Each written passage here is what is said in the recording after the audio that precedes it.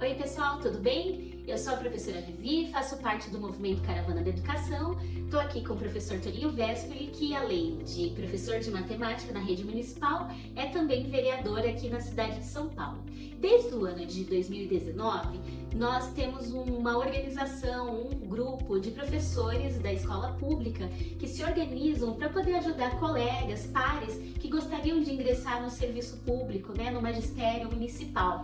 Hoje a nossa aula vai ser sobre o concurso da cidade de Itaquaquecetuba e as inscrições vão agora até o dia 2 de fevereiro. Bora lá, Toninho? Bora lá, gente. Então, como a professora Vivian falou, nós somos do Movimento Caravana da Educação, fornecendo e fazendo vários cursos. E a gente tem um grande, mas grande mesmo índice de aprovação, né, Vivian? É verdade, inclusive em primeiros lugares. Em primeiros lugares. Oi pessoal, meu nome é Paulo, fui aprovado no concurso na disciplina de História e foi muito importante acompanhar o aulão. Olá, eu sou a professora Regina Oliveira, professora de Língua Portuguesa. Passei em 32º lugar no concurso para Fundamental 2. Para mim fez uma diferença muito grande participar desses aulões. Uma coisa muito 10, ele se preocupar com os colegas que ainda não estão na área, então dar aquele apoio, aquela ajuda. O nosso curso é todo gratuito, então você não se preocupa com nada, aqui você não paga nada. O que a gente quer é que a pessoa seja concursada, porque você concursada vai ter condições de dar uma aula melhor, a gente tem uma educação de qualidade melhor e é esse o nosso intuito. Então a gente ajuda as pessoas a conseguirem o seu cargo público, conseguir elevar o nível de educação nesse país. É isso que a gente quer. Então, e aqui a gente foca para você passar. Então aqui a gente não foca, né, Vivian? Tipo assim, agora aqui Curso de formação continuada, coisa para sua vida, não. A gente vai em cima do edital, a gente vai te ajudar nas nossas aulas, que são super curtas e diretas, a passar na prova. Quem faz aqui o aluno Toninho, passa. Então, aí a Bíblia já falou uma coisa muito importante, o edital. O edital é como se fosse a lei maior para você.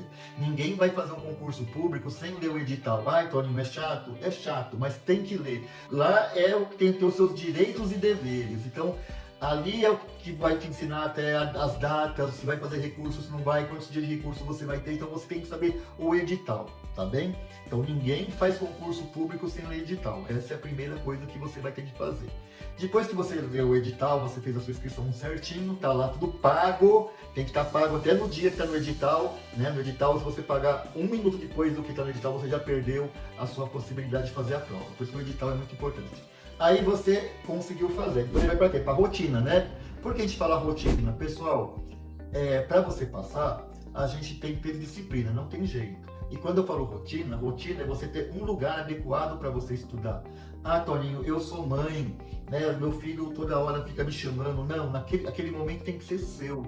Se for meia hora por dia, é meia hora por dia que você vai ter, mas é meia hora por dia de qualidade, que você vai poder se concentrar, que você vai estar em um lugar silencioso, que você não vai estar com nada assim, querendo dispersar a sua atenção. Então você tem que estar em um lugar adequado, vá para uma biblioteca, ou vá para o palácio da tua casa se ela é silencioso, vá para um lugar que você saiba, não, esse é um momento para mim, é um momento que eu vou dedicar, porque se eu passar nesse concurso vai mudar muito a minha vida, para melhor. Então você tem que ter esse tempo de dedicação para você.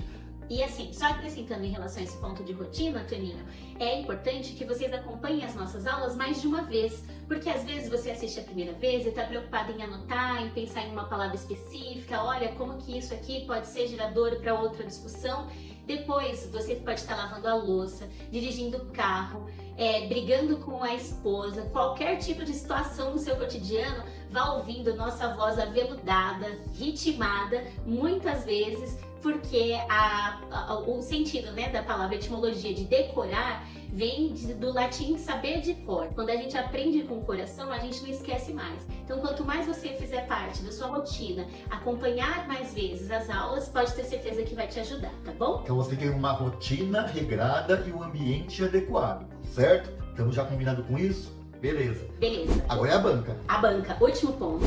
IGDRH, gente, essa banca, ela não tem uma grande tradição nos concursos voltados para a educação, mas a gente consegue desvendar algumas coisas dela. O primeiro ponto é que ela vai dar para vocês vão perceber no edital, que você vai ter 3 horas de prova para você responder 50 questões objetivas e fazer uma redação, um texto ali, de até 30 linhas. Então você precisa fazer as 50 questões, conferir, passar para o gabarito, mais um texto, conferir e passar para o seu gabarito oficial. Ou seja, não há tempo hábil para que essa banca desenvolva questões com textos muito grandes, que aí ele vá puxar 3, 4 questões daquele mesmo texto. Não, de cara, você precisa saber o conteúdo, o conceito, porque serão perguntas diretas, tá bom? Se tiver alguma grande, é claro que você pula aquela e vai para as outras que são mais diretas e curtas, porque sempre vai ter uma pegadinha no meio, então de repente vem uma ou duas grandes no meio para você perder tempo e não fazer as outras.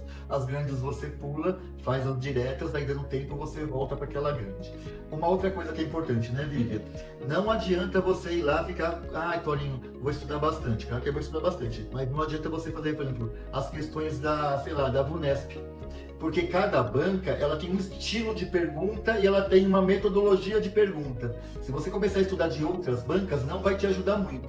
É claro, se você não conseguir achar perguntas quase dessa banca específica, é claro que a gente vai ter que estudar de outras, mas tentem prioritariamente responder perguntas da mesma banca, porque ela tem um jeito de perguntar e você tem que sacar esse jeito. É aí que é pegadinha para você passar no concurso, tá bem? Poxa, Vivi, mas será que vocês não vão ajudar com algumas questões? Sim, a gente também faz simulado aqui com vocês, gente. A gente vai fazer simulados da banca específica da prova de Itaquá, para vocês ficarem mais tranquilos e chegar na hora da prova ser só mais uma, tudo bem?